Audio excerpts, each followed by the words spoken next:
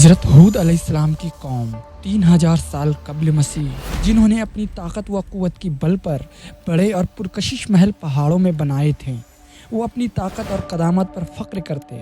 آخر کس طرح انہیں اس غرور نے انہیں اس دنیا سے مٹا دیا۔ جنہوں نے نبی کو جھٹلایا اور انہیں قتل کرنے کی سازش کی۔ اللہ کا وہ کون سا عذاب تھا جو اس قوم پر 8 دن اور 7 رات آتا رہا؟ اس قوم کو اللہ نے کیوں ختم کر دیا؟ آخر وہ کیوں ایمان نہیں لائیں؟ اگر آپ ان سوالوں کے جواب جاننے کے لیے تیار ہیں تو چلیں شروع کرتے ہیں۔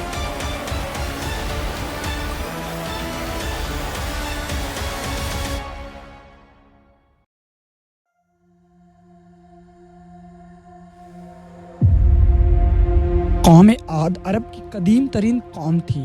ان کی شوکت و حسمت ضرب مثل تھی، جس کا ذکر قرآن میں سورہ ہود آیت 50 سے 60 اور سورہ الفجر آیت 8 سے 6 میں آیا ہے۔ عاد اصل میں حضرت نوح علیہ السلام کی چوتھی پشت سے تھے۔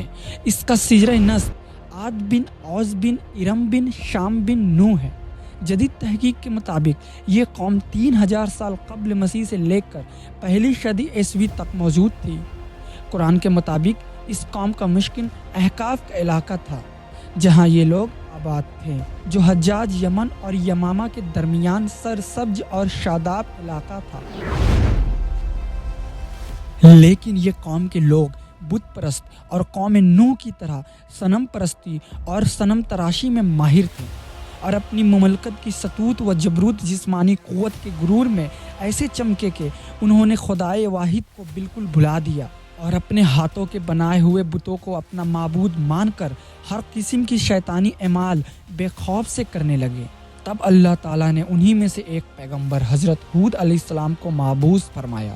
آپ علیہ السلام نے اپنی قوم کو رب کی توحید اور اس کی عبادت کی طرف دعوت دی اور لوگوں پر ظلم و جور کرنے سے منع فرمایا، مگر عاد ایک نہ مانی اور ان کو سختی سے جھٹلایا اور غرور تکبر کے ساتھ کہنے لگا، آج دنیا میں ہم سے زیادہ شوکت و جبروت کا کون مالک ہے؟ مگر اللہ کے نبی ہود علیہ السلام مسلسل اسلام کی تبلیغ میں لگے رہیں۔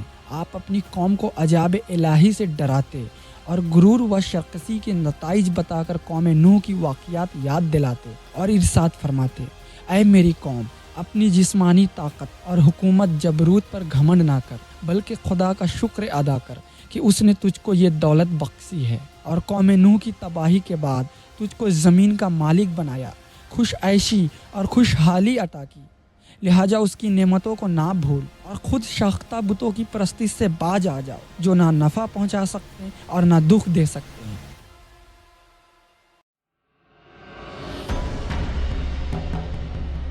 لیکن ان پر آپ علیہ السلام کی باتوں کا کوئی اثر نہ ہوا۔ قوم عاد میں ایماندار تو چند ہی تھے، باقی تمام سرکش انسانوں کا گروہ تھا۔ ان کو ہود علیہ السلام کی یہ نصیحت سخت شاق گزری، اس لیے انہوں نے یہ روش اختیار کیا کہ حضرت ہود علیہ السلام کا مذاق اڑانے لگے۔ ان کی معصومانہ حقانیتوں اور صداقتوں کی تمام یقینی دلائل کو جھٹلانا شروع کر دیا۔ آپ علیہ السلام سے کہنے لگے، ہم اس ڈھونگ میں آنے والے نہیں کہ تجھ کو خدا کا رسول مان لیں اور اپنی خداؤں کی عبادت چھوڑ یہ یقین کر لیں کہ وہ خدائے اکبر کے سامنے ہمارے سفارشی نہیں ہوں گے۔ اور کہنے لگے، اے ہود، جب سے تو نے ہمارے معبودوں کو برا کہا اور ہم کو ان کی عبادت سے باز رہنے کے لیے تلقین کی، ہم دیکھتے ہیں اس وقت سے تیرا حال خراب ہو گیا اور ہمارے خداؤں کی بد دعا سے تو پاگل و مجنون ہو گیا۔ آپ علیہ السلام نے یہ سب کچھ نہایت ضبط و صبر سے سنا اور پھر ان سے یوں مخاطب ہوئے، میں خدا کو اور تم سب کو گواہ بنا کر سب سے پہلے یہ اعلان کرتا ہوں کہ میں اس اعتقاد سے قطع بری ہوں کہ ان بتوں میں یہ قدرت ہے کہ مجھ کو یا کسی کو کسی قسم کی بھی کوئی برائی پہنچا سکے۔ اس کے بعد تم کو اور تمہارے ان معبودوں کو چیلنج کرتا ہوں کہ اگر ان میں ایسی قدرت ہے تو وہ مجھ کو نقصان پہنچانے میں جلدی سے اقدام کرے۔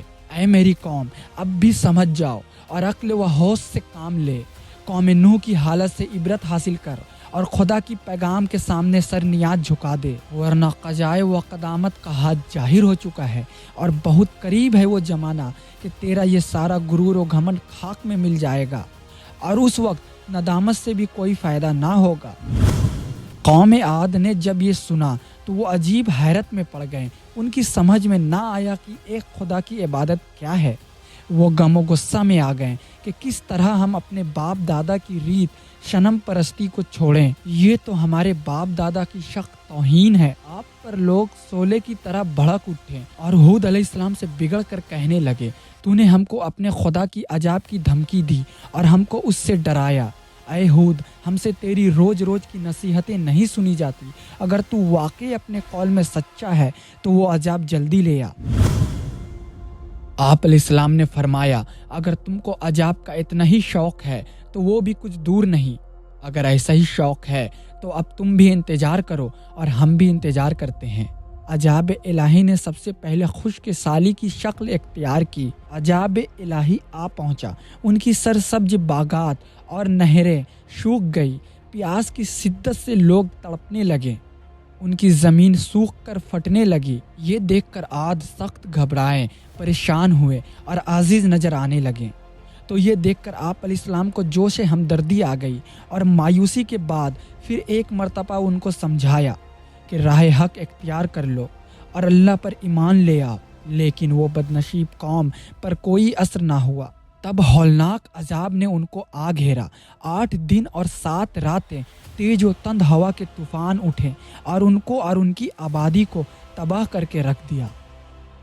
وہ جو قوی ہیکل انسان جو اپنی جسمانی قوتوں کی گھمنڈ میں سرمست و سرکست ہیں, اس طرح بے ہوش و بے حرکت پڑے نظر آتے ہیں جس طرح آندھی سے تناور درخت بے جان ہو کر گر جاتے ہیں.